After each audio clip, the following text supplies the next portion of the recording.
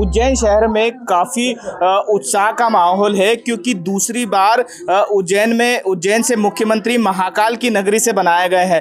Doctor Mohan Yadav PhD भी है, educated भी है और परिवार में भी समय देते हैं, और वो उनको यहाँ पर उज्जैन में विकास पुरुष के नाम से भी लोग जानते हैं। हम उनके परिवार के साथ में हैं, उनके सिस्टर हैं डॉक्टर कलावती यादव जी, और भाभी जी है सीमा यादव जी, उनकी बेटी है डॉक्टर, और हम इनसे चर्चा करते हैं कि किस तरह से वो परिवार को समय दे पाते थे, पार्टी के लिए कितना समय दे पाते। दीदी बताएं, आप भी एक कार्यकर्ता हैं, भाजपा कार्यकर्ता, और भाजपा कार्यकर्ता में कब कौन सा चमत्कार हो जाए किसी को पता नहीं रहता है। आज एक चमत्कार हुआ है, बताएं।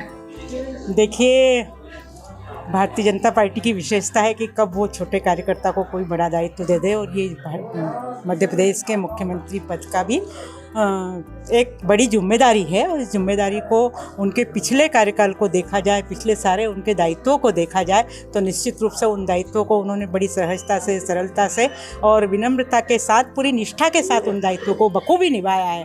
तो उन सारे कामों को देखते हुए, चाहे विद्यार्थी परिषद का हो, राष्ट्रीय स्वयंसेवक संघ का दायित्व हो, या संगठन का दायित्व हो भारतीय जनता पार्टी में संगठन का, या विधायक का हो, मंत्री का हो, उज्जैन विकास प्राधिकरण का हो, पर्यटन विकास निगम का हो, सारे दायित्वों को उन्होंने बखूबी निभाया। और इन सब कामों को करने के लिए निश्चित रूप से परिवार तो पिछड़ता ही है, परिवार छूटता है, तब जाके आप बाहर काम कर सकते हो। और पूरे परिवार की पृष्ठभूमि भी काम करती है कि पूरे परिवार पीछे से उनको ताकत देता है, तो व्यक्ति आगे बढ़ता है। 40 साल की राजनीति में वो छात्र राजनीति से काफ़ी सक्रिय रहते थे। सुबह जो चेहरा देखते थे वही शाम को भी वैसा ही, उनके चेहरे पर एक शिकंजी नहीं देखी गई। इतने 40 साल की राजनीति में क्या है ऐसा? निश्चित रूप से काम करने की जो ललक है वो उनको ऊर्जा देती थी, और ईश्वर में तो शुरू से बहुत आस्था है, वो भी ऊर्जा देते हैं। और आप में यदि बहुत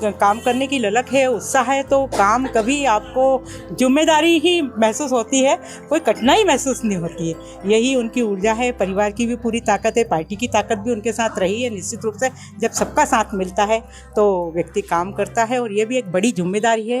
और पार्टी ने जिम्मेदारी दी है, जनता ने भारतीय जनता पार्टी को प्रचंड बहुमत के साथ आशीर्वाद दिया है मध्य प्रदेश में।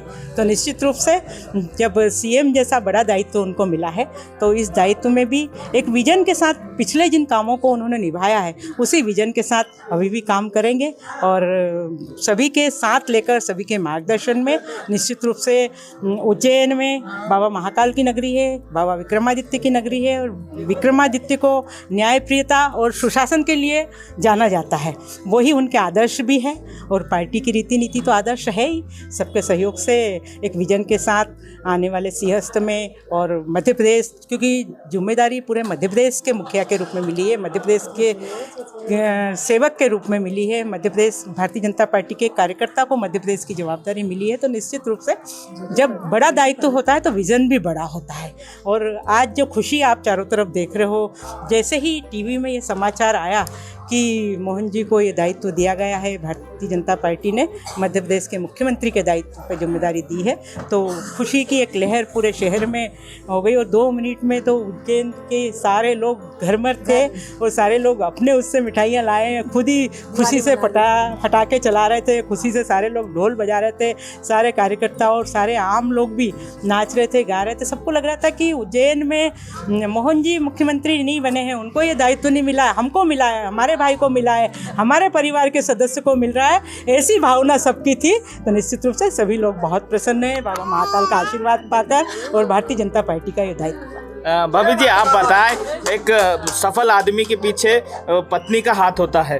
आपने काफ़ी सहयोग उनको करा है, क्योंकि सुबह शाम रात दिन वो पार्टी के कार्यों में लगे रहते थे। आप कैसा मानते हैं, कितनी बड़ी खुशी आपको एक आज मिली है? तो खुशी का कोई ठिकाना ही नहीं है, कोई शब्द नहीं है खुशी का। सब इतने खुश है यहाँ पे, पूरा परिवार, पूरा उज्जैन। उनको विकास पुरुष भी कहते हैं उज्जैन में लोग। कितना विकास अब होगा, क्योंकि विकास की गंगा तो अब उज्जैन में बहेगी। हाँ, विकास पुरुष कहा है तो विकास पुरुष मैंने काम किया है, वो काम करेंगे और करते रहेंगे। उज्जैन में एक बड़ा पर्व होता है साधु संतों का, सिंहस्थ भराता है, वहाँ लाखों साधु संत आते हैं। तो ऐसे में एक बड़ा दायित्व होता है संतों को संतुष्ट करना। तो किस तरह से अब उसका निर्वहन करेंगे? बहुत अच्छी तरह से उसका निर्वहन करेंगे। जितना अच्छा हो सकेगा उतना अच्छा करने की कोशिश करेंगे। कैसी कितनी खुशी आज परिवार में, आज ढोल धमाके बज रहे हैं, पूरे शहर में दिवाली सा माहौल पूरे शहर में दिवाली का माहौल है, सब इतने खुश हैं। 4 घंटे कैसे निकल गए पता ही नहीं चला कि 4 घंटे कैसे निकल गए सबका पूरा। आपने भी पूजा पाठ को मानते होंगे, क्या जब यहाँ से भैया गए थे तो क्या प्रार्थना की थी आपने? कि बहुत अच्छा पद लेके आए, महाकाल बाबा से हमने आशीर्वाद मांगा था।